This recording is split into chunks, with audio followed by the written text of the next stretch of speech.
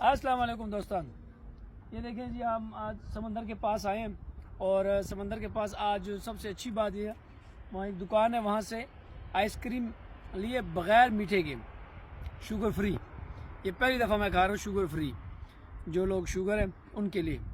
और ये देखें, ये समंदर का इलाका है, यहाँ पर समुंदर है और बहुत खूबसूरत। ये देखें, शाम का असर का टाइम है, इस वक्त तकरीबन 9 बज गए हैं, शाम के 9 बजे। और ये देखिए आसमान देखें, बिल्कुल सूरज खड़ा है। सोचा क्यों ना थोड़ा सा आपको यहाँ फ्रांस का समंदर दिखाया जाए। ये देखें, कश्तियाँ खड़ी हैं खूबसूरत खूबसूरत। हवा बहुत ज़्यादा चल रही है, देखिए कश्ती को कैसे ऐसे उछाल उछाल के मार रही है कश्ती।